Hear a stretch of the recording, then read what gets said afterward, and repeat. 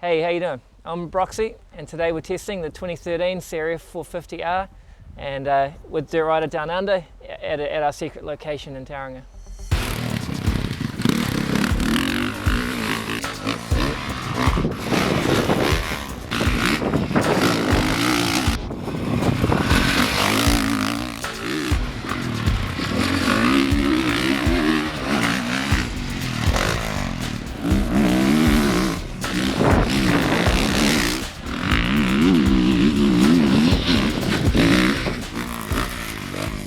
You can see why they were making a big deal out of it. It's almost completely new.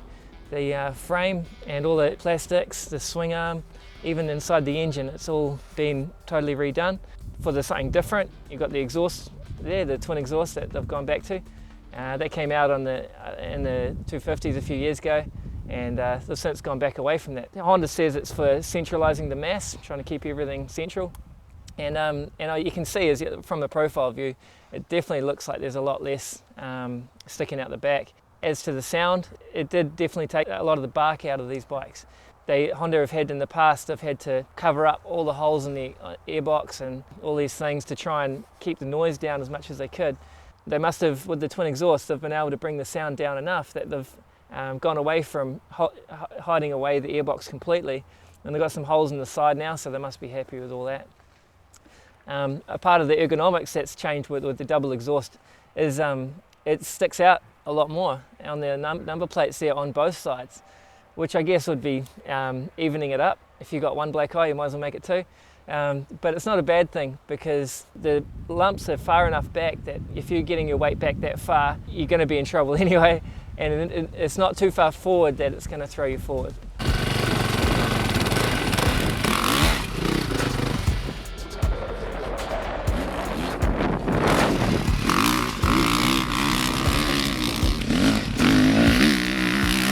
The especially positive thing for me was the clutch. They've gone from the 4-spring clutch to the 6-spring, and that's a real bonus because the older bikes, they had a bit of a surge to them.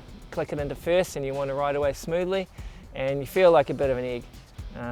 It is a 450 trait because of the power these things have, but now that the Honda have gone back to the 6-spring, there was no surge, and any Honda fans out there, they're going to celebrate about that one. The fading side of it, that's definitely typical 450. If you're going to be trying to ride the clutch a lot, especially at slow speeds, it's going to heat up quite quickly still.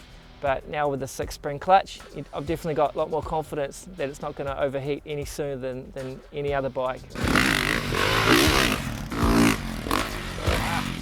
Another big change that is quite obvious is the new frame, especially how the frame spars, they meet a lot lower with the headset. So instead of with the frame spars meeting up with the top of the headset, it's more in the center. That means that you can see more of the tank sticking out the top. A lot more black plastic there. And that's going to fade pretty quick. It's not going to maybe not look as good as what it used to do with the old graphics. Apparently it holds a little bit more fuel. The main reason they've changed it is to try and, again, centralize that weight.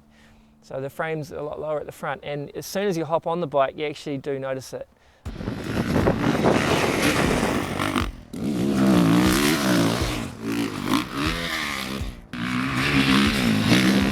One of the sort of newsworthy stories on this bike is how they've gone to the air fork. You might, anybody riders from the 70s, they might think, oh well, that's what we used to have back in our day, and it's true.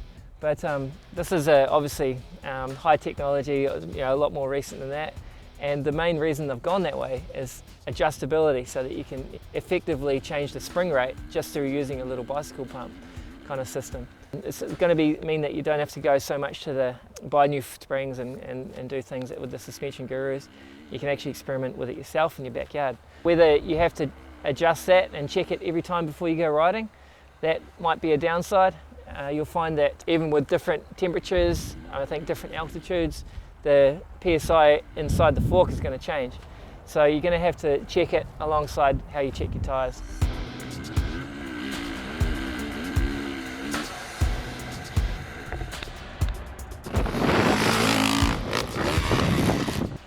With these new forks, they've gone 2 pounds lighter on the front because there's no spring inside.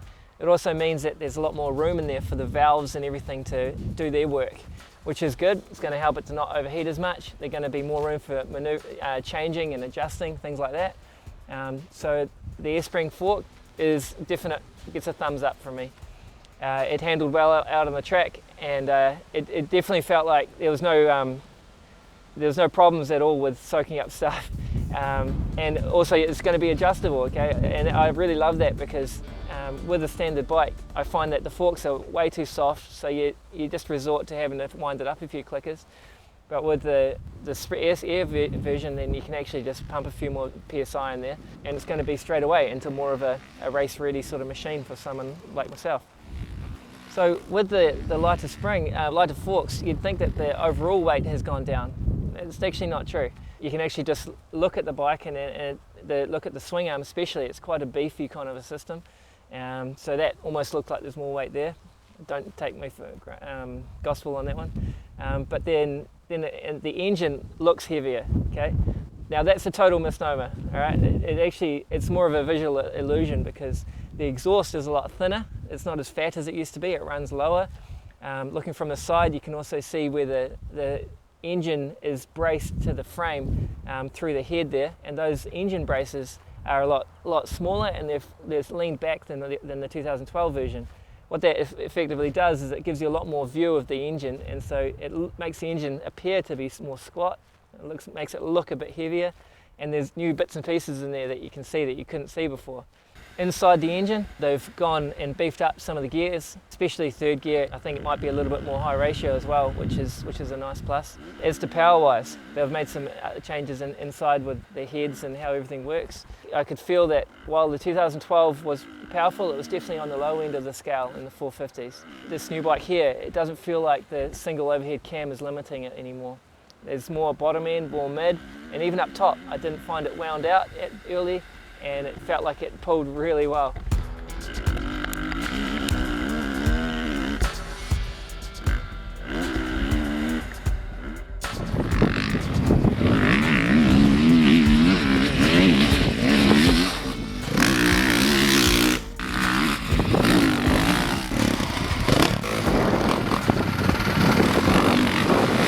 Some of the miscellaneous things are about how the plastics all work together, and you know, apart from just the looks of this kind of a V-shaped number plate there it is functional in the way that you can actually grab the back guard easier further down the front guard, which is cool.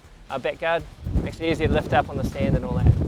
The radiator shrouds, I really like how they've gotten and put them extra flush. I'm used to these bikes being really smooth in their finish, but this is even more so. Now, I had a little bit of trouble with some of the other bikes with my knee braces sticking on the side of the radiators as I was sitting and standing, and this one here is absolutely no problem. I purposely took off my knee brace covers so that if they were going to catch, we'd find out, and there was absolutely no problems there with those radiator shrouds.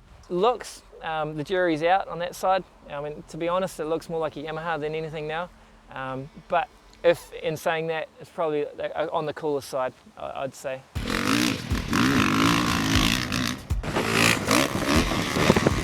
So if you want to see a full test, check out the issue 86 of the new DRD magazine.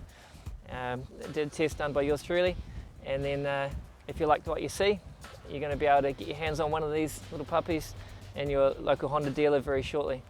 Latest generation 2013 CRF450R. It's awesome.